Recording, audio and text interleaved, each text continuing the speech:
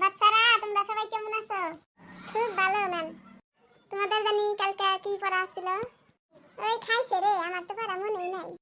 ম্যামে কি পড়ায় আমার তো কিছুই মনে থাকে না। তবে আজকে পড়া হইছে। এই সিম্পল বলতো কালকে কি পড়াইছিলাম? Back to home, back to market, back to খেলার ফিল্ড। আমার তো মনে হয় ম্যাম এগুলাই পড়াইছিলেন। এই কালকে কি তুই ক্লাসে আসছিলি? বোর্ডে কি লেখা আছে এটা কত তুই একবার?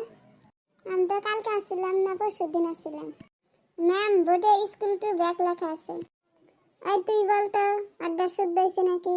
মাস রে, আমি তো এবিসিডি কই হারি না। ম্যাম আপনি একবার কই দেন তো বোর্ডে কি আছে ওটা?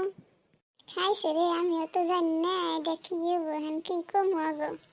আমি কই দিলে তো তারা কই আই হবি, তারাই ক। না ম্যাম আপনি একবার কই দেন, তারপরে আমরা কমু। এটা হলো ব্যাক টু স্কুল, তার মানে ব্যাগ গাড়ি করে নিয়ে ডেলি তোরা স্কুল আবি। ওই তুই কত বানপানির রচনা?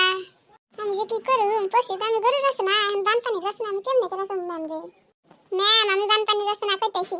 গনে এবার পানি আইছিল, পানির মধ্যে বাইসা দিয়ে একটা গরু আইছে। যা দেখলাম গরুর চারটা ঠ্যাং আছে, দুইটা চোখ আছে, দুইটা কান আছে, একটা নাক আছে আর একটা নেস আছে। শরীরে দেখি অনেকগুলো চুল আছে, আবার দেখি কটা গরুর বড় বড় দাঁতও আছে। ম্যাম আমার বানপানির রচনা শেষ।